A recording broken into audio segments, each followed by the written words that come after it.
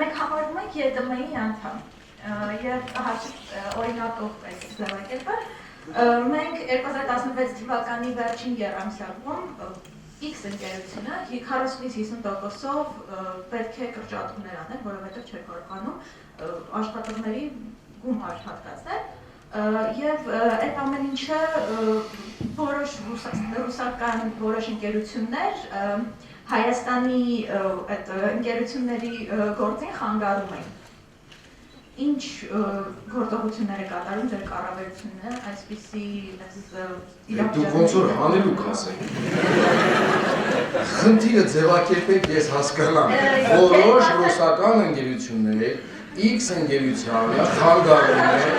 նա 40-50%-ով իր աշխատողների քանակը կրճատում է։ Պարոն վարչապետ, ինչ է պետք անել այդ դեպքում։ Ճիշտ եմ հարցը մեկնաբանել։ Համարյա։ Բայց գիտեք, խնդիրը այն է, որ այդ արկա է, այդպիսի իրավիճակ կա հիմա։ Ես ինքս տեղյակ եմ մի ընկերության մասին, Երևանի կանխարգելիչ ընկերությունն է, ախտորոշիչ։ Իրանք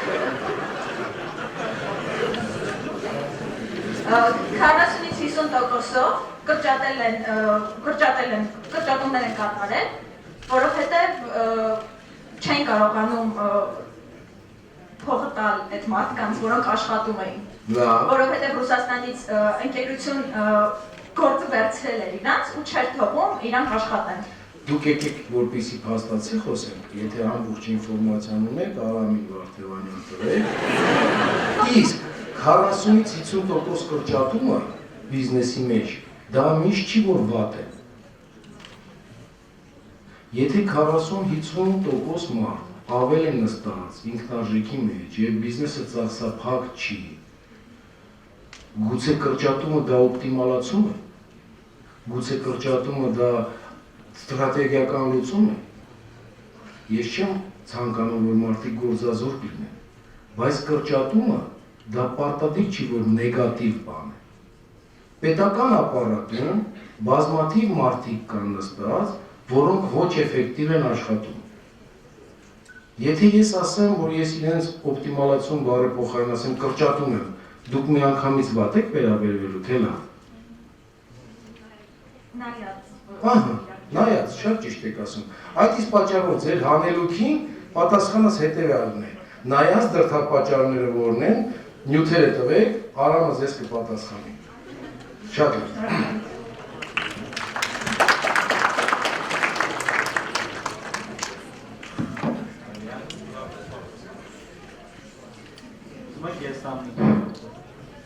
Հարցս Բարակ Կարապետյան, շնորհակալություն մեր համալսարան այցելելու համար և մեզ հարցեր զզուղելու հնարավորություն ձեռնելու համար։ Հարցս կայանում է սրանով, դուք հանրության շրջանում ունեք լայն աջակցություն, համենայնդեպս այս պահի դրությամբ։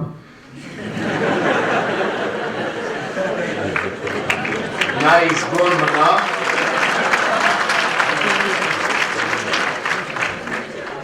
Արդյոք մտածում եք ձեր սեփական կուսակցությունը հիմնադրելու և ձեր գաղափարները այդպիսով առաջ տանելու մասին։ Տեսեք, ես սեփական կուսակցություն ստեղծելու մասին չեմ մտածում։ Եվ մտնելով Հայաստանի Հանրապետական կուսակցություն, իմանալով հնարավոր մեկնաբանությունները և բոլոր նման մտահոգությունները, մեկնաբանությունները, ասեմ հետևյալը։ Ես շատ ազնիվ մտել եմ այդ կուսակցություն։ Բացատրել եմ ինչու եմ դա արել։ Չեմ ուզում թվարկեմ նորից այն 7 պատճառները, որը կան։ Հիմնական դրդապատճառը եղել է նա, բացի նրանից, որ այսօր վարչապետը պետք է անպայման ունենա քաղաքական կուսակցության հնարան, պետք է լինի կուսակցություն, նաև որ հանրապետական կուսակցության ղեկավարության հետ ակտիվի հետ խոսելու ժամանակ մենք անցել ենք լայնածավալ հարցերով և ներկայացել ենք, որ այսօր չափազանց կարևոր է, որ մենք ինքներս փոխվենք և մենք շատ բան փոխենք մեր երկրում։ Դա ակնհայտ ճշմարտություն է, որի հետ բոլորը համաձայն են։ Դա մի ճշմարտություն է, որ Հայաստանի Հանրապետական կուսակցությունը այսօր և կարծում եմ, որ դուք կտեսնեք նախընտրական ծրագրի մեջ ֆիքսելու է, որ իր անցած ուղու ժամանակ ունեցել ենք սխալներ։ Սխալներ եղել են օբյեկտիվ թե սուբյեկտիվ պատճառներով։ Եվ կարծում եմ կուսակցությունը, որը դա հայտարարում է, դա բավականին համարձակ քայլ է, որտեղ դուք շատ կուսակցություններ չգիտեք, որոնք դա ասում են, այդ թվում նրանք, որոնք որ եղել են իշխանության մեջ։ Ինչու՞մ է հանրապետական կուսակցության, չնայած ես ճիշտ ասած որոշել եմ, որ այսօր ուսանողների հետ հանդիպում եմ այլ թեմաներ քննարկեմ, ինձ բերեցի քաղաքական դաշտ, երկու խոսք ասեմ։ Ինչով ենք մենք քարոզելու, որ հանրապետականին ձայն տվել, բացի նրանից, որ մենք որոշակի տեսլական ծրագիր ենք ներկայացնելու, որպեսզի դուք ընտրեք համամիտ եք այդ ծրագրի հետ թե ոչ, բայց լինելու է նա, որ մենք այս սխալները ունենալով օբյեկտիվ թե սուբյեկտիվ պատճառներով, մաքսիմալ ներկայացված լինելով, նոր թիմի անդամներ ձևավորելով, մենք շատ լավ պատկերացնում ենք այն, ինչպես ձևակերպեմ, փոսերը, այն հնարավոր խաչմերուկները, որին կարող է հանդիպել քաղաքական ուժը, որի վրա վերցնելու պատասխանությունը երկրի վաղվաղու համար։ Այդ իսկ պատճառով հավանականությունը, որ մենք նույն թալակը չենք ընկնի շատ է մեկ, երկրորդը մենք մեր ծրագրով ենք փորձելու ձեզ համոզել, որ դա ենք անում, եւ ամենակարևորը, մենք փորձելու ենք մեր ռեգուլյար ամենօրվա աշխատանքով ցույց տալ, որ մենք այդ ուղղությամբ ենք գնում։ Հույսով եմ ձեր հարցին պատասխանել եմ։ Շնորհակալություն։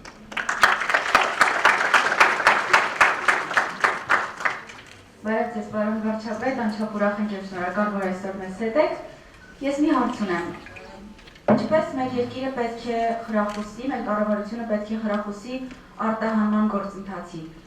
քանի որ կան խոչընդոտներ իշխանությունների կողմից, որոնք չեն թողնում, որպեսզի որոշ կազմակերպություններ արտահանեն եւ դրանով իսկ զարգացնեն մեր երկիրը։ Ինչպես ձեզ դիմեմ։ Ալա։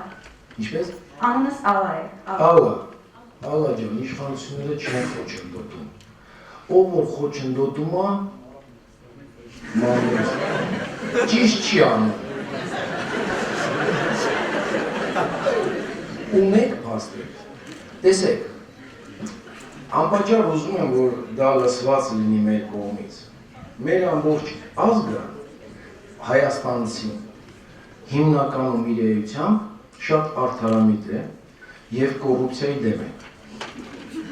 Երբ որ հերթը հասնում է իրենը եւ այդ կոռուպցիայի դեմ լինելը իր գրպանին խփում է, ինքը անպայման մի տրամաբանություն եւ փիլիսոփայություն է գտնում, թե ինչպես ինքը կարող է generally ոնց որ դուք եք ասում, հակակոռուպցիոն լինի, բայց մասնավորապես չէ։ Ճանապարհային ոստիկանությանը ինքը 1000 դրամ է տալիս գրպանը դնում 5000-ի փոխարեն, հարկայինին $1000 է տալի 5000 վճարի փոխարեն, երբ որ իր հերթն է գալի։ Հիմա ինչի ենք մենք հետադարձ կապը ստեղծել, ինչի ենք մենք հայտարարում, որ մեզ համար չափազանց կարևոր է հասարակությունը ակտիվանա իր դիրքորոշումը ցույց տա։ Այստեղ են գործընկերները, որոնք որ թեժ գիծ են հաստատել, որոնք որ առաջի օրերը ես որոնց հենց այդ գիծը հայտարարում ենք, ես իրենց հետ չէի կարող հանդիպել, մինչև call center չսարքեցին, մինչև այս չարեցին, ինչ արեցին։ Նման փաստեր կան, հստակ մեր կառավարության կայքում գրված է ով ինչի համար է պատասխանում։ Եթե ձեզ հետադարձ կապ չտան, եթե ձեզ չպատասխանեն, անմիջապես ինձ կզանգահարեք, կասեք ամերիկյան համալսարանի Ալան է։ Բայց ես համոզված եմ, դուք ինձ չեք զանգահարելու։ Շնորհակալ եմ։ Շնորհակալություն։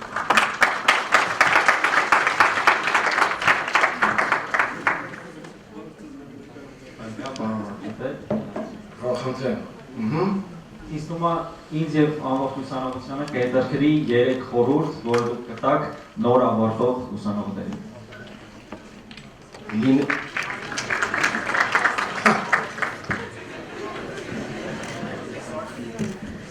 Եղեք անկախ, եղեք ակտիվ եւ սիրեք ձեր երկիրը։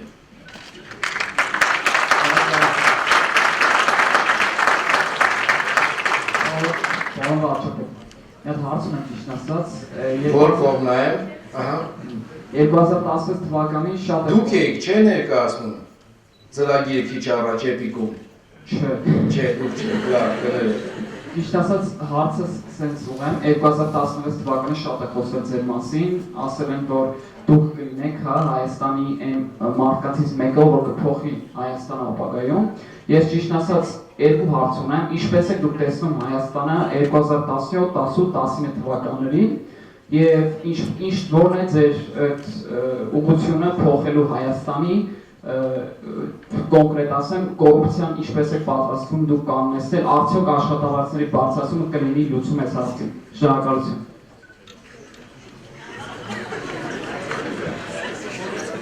Ձեր հարցը այնպիսին է, որ ես ձեզ ամբողջ կառավարության ծրագիրը պետք է պատմեմ։ Երկու խոսքով ասեմ, 2017 թվականը ես տեսնում եմ, սենց ասեմ, ախտորոշման, կառավարության մեխանիզմների հստակեցման, ստաբիլացման և սանիտարիզացիայի տարի։ Բացեմ բառերը, թե պարզեմ։ Որի պարագայում մենք ստեղծենք լավ բազիսային վիճակ, որպեսզի 18 թվականից սկսած մենք ունենանք ռեգուլյար կայուն աճ։ Որովհետև երբ որ մենք գույքավորում ենք, երբ որ մենք փոխում ենք կառավարման որոշակի բաները, երբ որ մենք ծախսերի մեծ կրճատումներ ենք անում եւ այլն, այդ տարին սպասել շատ կտրուկ աճ բավականին բարդ է, որովհետև այդ խնդիրը լուծելու դեպքում բազմությունը, որտեղ որ լուծումը կա, ինքը մեկ տեղ է գտնվում, տնտեսական աճ տալու բազմությունը մեկ այլ տեղ եւ ցավոք սրտի այդ բազմությունները չեն լինում։ Հույսով եմ, որ կարողացա ձևակերպել մտքերս։ Ինչ վերաբերում է հակակոռուպցիոն պայքար, տնտեսական աճ, դա շատ լայնածավալ աշխատանք է։ Առաջի հերթին, ընդհանրապես հակակոռուպցիոն մեր քայլերի փիլիսոփայությունը հետևյալն է. մաքսիմալ միջավայրը փոխել, որպեսզի կոռուպցիոն ռիսկերը նվազեն։ Ես համոզված եմ, որ հակակոռուպցիոն N+1 կառույցը ստեղծելով կոռուպցիան չի նվազում, եթե այդ միջավայրը դու չես փոխում։ Եվ ելնելով դրանից, եթե դժվար չի,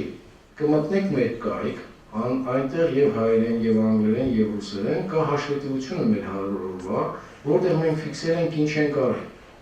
Եվ եթե հիշողությունս ինձ չի դավաճանում, կառավարության որոշումների մեջ 9%-ը, որը մենք կասել ենք, եղել է հակակոռուպցիոն, 10%-ը եղել է ուղղված բիզնես միջավայրի փոփոխության։ Այ հենց տենց էլ աշխատել ենք ռեգուլյար կոռուպցիոն ռիսկերի միջավայրը նվազեցնել։ Շնորհակալություն։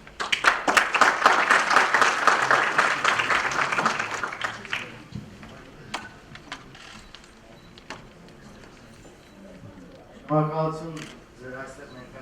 նվելու համար, հարց հետևյալն է, վերաբերում է կրթական ոլորտին, ուզում ենք լինել անկախ, ազատ, ինտելեկտուալ, այսինքն պետք է ունենանք կրթված հասարակություն, կրթված ապագա։ Նայում ենք դահլիճին 60%-ից ավել է երևանցիներ, գալիս են Երևանից։ Այսինքն երիտասարդությունը, որոնք գտնվում են մարզում, ինչ-ինչ առաճիշտ հիմնական պատճառը, որ չեն կարող կրթություն ստանան ամերիկյան համալսարանի նման համալսարաններ, որ չունեն նյութական ապահովություն կամ չունեն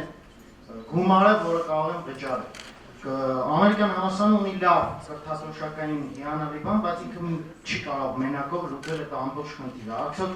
ձեր ծրագրերում մշակված կան ինչ-որ պլաններ, որպեսզի խթանի, որպեսզի մարզերից նույնպես գան, այսպիսի համալսարանում կրթվեն, որպեսզի ամբողջ ազգը զարգանա։ Իհարկե կան։ Ասեմ, վարչապետ լինելը, հիմա պատասխան, վարչապետ լինելը բավական հետաքրքիր եւ նաեւ տարօրինակ գործ է, ինչ առումով ես այս հարցին այնքան հարթակներում եմ պատասխանել, որ առնվազն իմ թիմը այստեղ նստած մի 17 անգամ դա լսել եմ, հերթական անգամ երբ որ ես պատասխանում եմ, 18-րդ անգամ, ես ուզում եմ ձեզ այս ներողություն խնդրեմ, որ նորից պետք է լսեք, որտեղ ամեն անգամ կրկնում եմ։ Ճիշտ եք։ Մենք քիչ առաջ մեր գործընկերների հետ ամերիկյան համալսարանի ղեկավարությամբ խոսում ենք հենց կրթական համակարգի խնդիրների մասին։ Եվ եւս մեկ անգամ ֆիքսեմ չափազանց կարևոր հարցեր տալ։ Վիճակագրությունը ցույց է տալի, որ մեր Հայաստանի Հանրապետության քաղաքացիների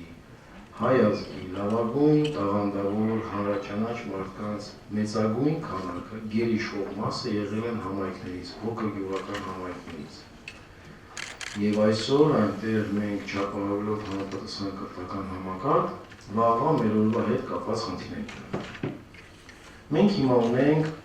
ինչպես դուք գիտեք, կարճաժամկետ ծրագիր կառավարության, որտեղ մասնավորապես այդ խնդիրը լուծում ենք տեսադասելով։ Այն ռազմավարական նախաձեռնությունների կենտրոնը, որը ձևավորել ենք, այդ հարթակում մենք պատրաստել ենք մակրո ծրագիրը, տեսլականը թե ուր են գնում։ Այսօր գրադիենտով, ընդհանուր վեկտորով մենք պատկերացնում ենք, թե ինչ է պետք անել դրա համար։ Բայց ես ձեզ մի քանի թվեր հնչեցնեմ, բնութագրել, որպեսզի դուք պատկերացնեք, որ մենք բազմաթիվ լուծումներ ունենք, որոնք որ այսօր մակերեսին են եւ շատ ժամանակ մեզանից չեն պահանջելու։ Զուտ վիճակագրությունը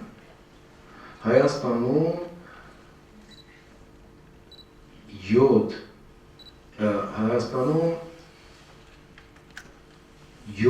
ուսանողին, 7-ից 10 աշակերտին դպրոցում հասնում է մի ուսուցիչ։ Եվրոպայում 18-ից 20-ին է հասնում։ Այսինքն, եթե մենք այդ թվերը վերցնենք, դուս է գալի, որ մեր ուսուցիչների քանակը 2-ից ավել անգամ ավել է, քան անհրաժեշտ է։ Հայաստանում մեր դպրոցներում մեկ աշակերտին հասնում է 15-17 քառակուսի մետր տարածք, երբ որ Եվրոպայում 7-ից 10 քառակուսի մետր տարածք։ Բազմաթիվ գյուղական համայնքներում մենք ունենք պակաս ուսուցիչներ, երբ որ երկուսու քանի անգամ զուտ տես թվերով ունենք ավել ուսուցիչներ, եւ այն օպտիմալացումը, որը որ մենք ուզում ենք անել, այն բարեփոխումները, որը մենք ուզում ենք անել կրթական համակարգում, կբերի նրան, որ մենք ունենանք լրացուցիչ միջոցներ, որպեսզի այդ համայնքներում, որտեղ ուսուցիչը չի ուզում աշխատել, իրեն լրացուցիչ բոնուս լինի, բարձրացման համակարգ լինի, որպեսզի աշխատի։ Բայց բացի դրանից, տեսադասերով, ընդհանրապես ծրագիրը վերանայելով, եւ որպեսզի շատ ժամանակ ձեզանից չխլեմ, նույնպես կայքը մտեք այնտեղ մեր կարճ ծրագիրը կա, իսկ երկարատև ծրագիրը մենք երբ որ ձևավորենք նախաձեռնությունների կենտրոնում ձեզ կհայտարարենք։ Ընդ որում, մենք այսօր խնդրել ենք մեր գործընկերներին ամերիկյան համալսարանի ղեկավարությանը, որպեսզի մեր հարթակի վրա մենք ստեղծենք հնարավորություն, որտեղ նույն այդ թեմայի մասին խոսենք։ Շնորհակալություն։ Չնից մենք շատ դասեր են հասել, որ Հայաստանի ու Ռուսաստանի համագործակցությունը ավելի շատ բացասական է եղել Հայաստանի համար։ Ու ըստ իս ԵՏՄ անդամակցությունը դա սխալի կրկնություն է, ինչ է կարծում, եթե սխալի կրկնություն է, ինչու Հայաստանը արեց, եթե ոչ, ինչն է փոխվել դրական։ Ինչպես ես դիմեմ։ Դավիթ, դուք ոնց եք կարծում, սխալ է դա։ Ըստ իս տնտեսական ցուցանիշները ցույց են տալի, որ սխալ էր։ Իսկ եթե չմտնեին տնտեսական ցուցանիշները, եթե ավելի վատ լինեին, դուք ամերիկյան համալսարանի ուսանող եք։ Այո։ Մտածելու ունակություն ունեցող, ինձնից ժամանակակից, ինձնից խելոք։ Այդ իսկ պատճառով ես կխնդրեմ հետևյալ փաստերի շուրջ ինքներդ դատեք եւ որոշում կայացրեք։ ԵՏՄ մտնելով Հայաստանի Հանրապետությունը դառել է մի ակումբի անդամ, որի շուկան 170 միլիոն է։ Այդ ակումբի անդամները պայմանավորվել են պարզեցված կազմակարգի մասին, ոնց են սահմանները հատելու, ոնց են շուկաներում ապրանք վաճառելու եւ այլն։ Երկրորդը, Հայաստանի Հանրապետության արտադրական, արդյունաբերական, գյուղատնտեսական պոտենցիալը այնպիսին է, որի հիմնական շուկան սպառողը նախկին Խորհրդային Միության հանրապետություններն են։ Երրորդը, եթե նույնիսկ ցուցանիշները տնտեսական նվազել են 2016 թվականին, չնայած ես նայել եմ չեն նվազել, 2015-ին ինձ նման հարց լրագրողները տվել են։ Չէ, նվազել ասելով աճը շատ քիչ է։ Շատ լավ։ Եկեք իմիտացիա անենք, կամ ինչպես դուք եք ասում, simulation անենք, ինչպես կլիներ, եթե չմտնեինք։ Գուցե այդ դեպքում անկում լիներ։ Չորրորդ, ԵՏՄ ակումբի անդամ լինելով, մեզ որևէ մեկը խանգարում է այլ երկրի հետ համագործակցել։ Մենք ունենք